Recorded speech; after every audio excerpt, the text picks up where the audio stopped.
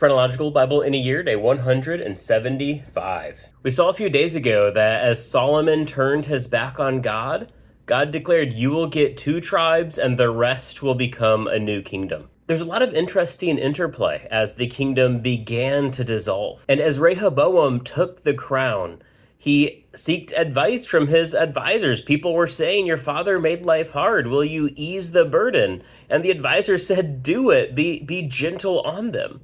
But then his friends, the younger people, said, "No, let's keep life hard, rule with fear." Now, had Rehoboam listened, would things have gone differently? Possibly. And maybe that's why he followed the bad advice to fulfill the prophecy that his kingdom would be taken from him. Regardless, we see that the nation dissolves into these two separate states. And we watch the northern kingdom of Israel turn and start to worship idols. They make two golden calves and they say, "These are the gods who led you out of Egypt." Might remind us of another golden calf made as they left Egypt. And it's easy for us to point the finger at the northern kingdom and say, wow, these are some terrible people.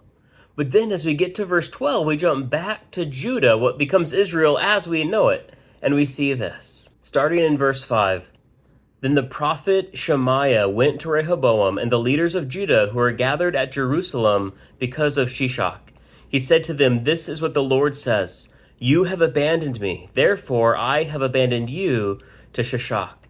So the leaders of Israel and the king humbled themselves and said, "The Lord is righteous." When the Lord saw that they had humbled themselves, the Lord's message came to Shemaiah.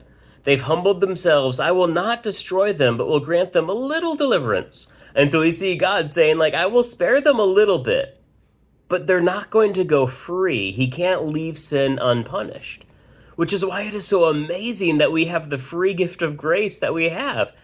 So a question for us to ask today is we see king after king after king failing. What should we expect of those around us, and how can we help and encourage them? How can we encourage and support them and try to keep them from failing the way countless others have done? How can we be a people that helps one another rather than a people who fight and argue and cause dissension? That doesn't mean we embrace one another's faults. It means we embrace one another as we correct one another's faults. If you've read the Bible before, does rereading it and this division of the kingdom stand out differently than maybe in previous readings? Or if this is your first read through, is this kind of a shock to you? Let's have a great discussion in the comments. I'm looking forward to seeing what comes next. But until then, God bless.